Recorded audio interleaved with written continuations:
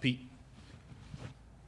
Yeah, Raven, on the inbounds pass, you just saw Camilla there and wanted to get it in. Was that the idea?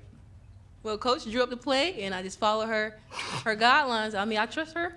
And Coach told Camilla, shoot the ball. Camilla shot the ball with confidence. And that's Boyer. Boyer works with her every day on her shot, so it translates to the game. Here in the front. Raven, I know you're very close with Camilla. That's the first 3 of her career. What's it mean to see someone like that, have such a game like that? I'm still shocked. I can't believe that she made that. I can't believe she shot the 3, because usually she'd be like, I'm not shooting no 3. I'm not shooting no 3. I'm just excited for her, and it's God's plan, honestly. I just give it to God. And Coach Staley, like, the best coach in the nation. Pete. Milaysia, what happened? What happened in those final 2 quarters, especially the fourth quarter where they made that run? It looked like you guys had things under control in the first half. What changed there? I feel like they just came out and they just wanted to win. So me and my team, we did a great job just going out executing what Coach drew up on the board. So I feel like once we just start listening to her and executing, then things started turning our way. We go Pete and then down in front. Raven, did you think you guys had lost this game?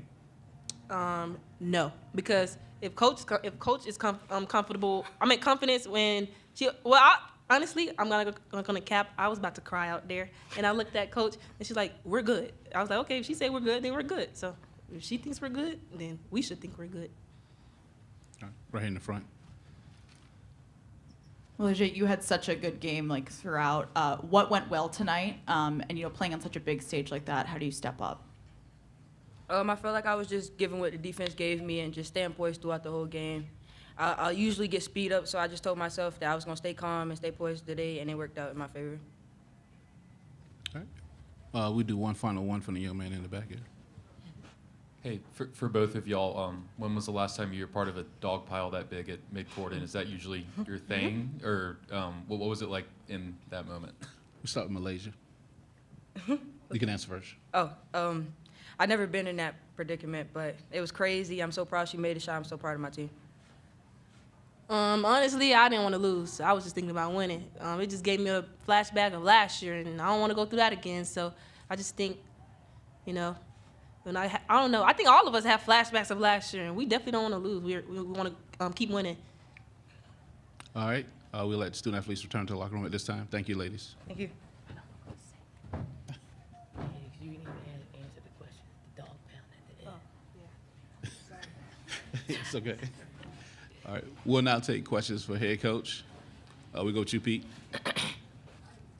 Don, what was that experience like? Because with this team, we've talked all along about, how they don't know what they don't know, and they still able to pull this out when it looked like all the odds were against them.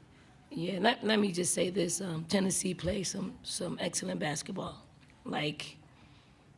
excellent.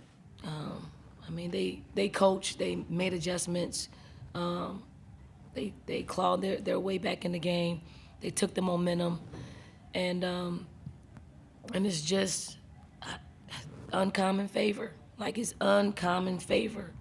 And I do have to mention this every game. Mrs. Boston sends out scripture, sends out messages, and I'm looking at my phone, and she just texted about 6:44, and she said, "I told you."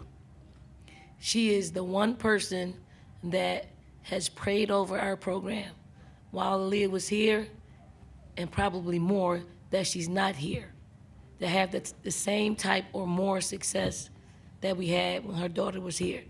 Now, that is hard to believe. It's really hard to believe when she says things like that, but the more and more she says it, the more and more great things are happening to our program.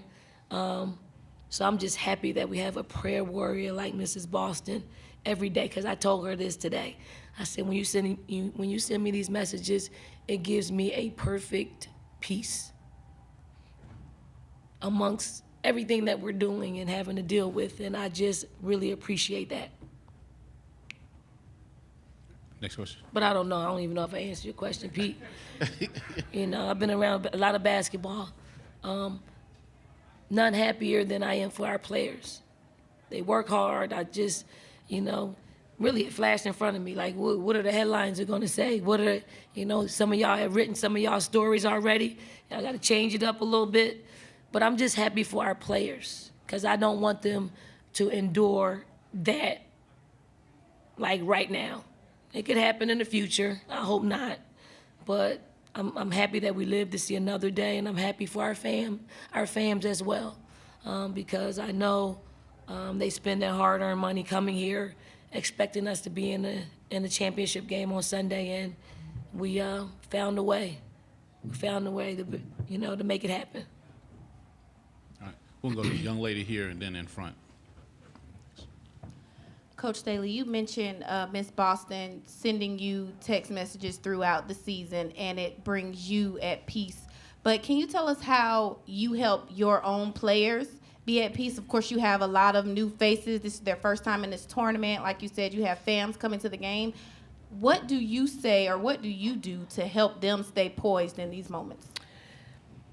I mean, I'm a little fire and brimstone at times. You know, but in these situations, I really don't stress out. I mean, because I'm going to be able to handle whatever. If we lost the game, I'm going to be able to handle it. I'm going to be able to find the words to comfort them. So, you know, I don't really get too high with the highs or low with the lows. I just try to maintain because that's the same messaging that I give to our players. So if they seem pretty calm, it's because we take them through exercises in practice. We take them through exercises during games. And, you know, they're young and carefree, to be quite honest. So it's some of that as well. Right here in the front. Coach, can you walk us through those last 30 seconds? You know, what was the play that you drew out? Is that what, did it go to plan? The last 30 seconds? I guess the last 10 seconds. The last 10 seconds, we had an opportunity. We had possession of the ball. And then somehow we turned the ball over. It was a backcourt violation. I don't even know how that ball slipped through Tessa's hands. I really don't know how it slipped. I was calling a timeout if she would have caught the ball, but I just didn't anticipate her missing that ball like that. Bad kickball player. I wouldn't pick her in a kickball game. So they gained possession, and then I thought we did a good job. I thought it was a 5-second count. I really did thought it was a 5-second count, but they got the ball in bounds. We did a great job at defending at the rim. They got the rebound. They put it back in. We called a timeout. And quite honestly, I made a bad move because I thought we had the ball in front of our bench. So I drew up a play in front of our bench, and then we ended up having to take it out, you know, underneath the basket. So we were all discombobulated. At that point, I just wanted our team to get a shot at the basket. And once we did, we had the foul. Then they went back down the court and thankfully missed 2 free throws. It gave us an opportunity to set up that play. Malaysia, we put Malaysia in the game because she had some late game heroics or some late shot clock heroics and some end of quarter heroics for us. So we wanted to put her in the game to see if she can get a good look at a shot. She got fouled, and then it set up the play where, you know, I really wanted Powell to be in a position to catch and shoot, you know, but I knew they weren't gonna. They did a great job on Powell all night long. So I was skeptical about giving her the ball. And then I just told Raven to just throw it high to Camilla. Camilla passed it to Powell, and I'm like, no, they're not gonna let Powell get any, you know, any daylight. At the end, before I told Camilla, yelled at her and said, shoot it. I added some more words to that, but I can't say it right here. We go Pete and then the young man in the back. Dawn, I know you've been trying to get Camilla to shoot it more. Why doesn't she shoot it more? I mean, she's probably just she's probably stuck in the mode of coaches not wanting bigs to shoot, get on the block and score on the block. And I mean, maybe this will open the lid for her to shoot a little bit more because she's got a decent shot. She's got a decent mid-range. She's got a decent three. She's always going to be open. So maybe she'll shoot it now. Coach Joey Lamar from WSAV out of Savannah. The bench had 33 points tonight. Were you aware of that? And for much of the game, the bench was outscoring the starters. How impactful is that when it makes it tough to defend when you're playing 9, 10 players deep and the bench is able to produce that many points? Yeah. I mean, one of the keys to each and every one of our games is our bench production. And we pride ourselves on it, obviously, because we got a lot of players that could be starters in other programs, but they choose to come to South Carolina. And I don't think they choose to come off the bench, but they choose to take a role in which they could be equally as effective. I mean, Tessa's doing a great job. Milaysia doing. Our youngsters are doing a really great job. They give us a totally different look. Like they can attack the basket, they're floor spacers, and not a whole lot of people really are probably putting them on their scouting report. So it gives us an opportunity to utilize them in a way in which frees them up to do some things. All right, we do one final question. Speaking of Milaysia, she talked about it herself tonight. She had a real maturity, and you talked about her late game heroics.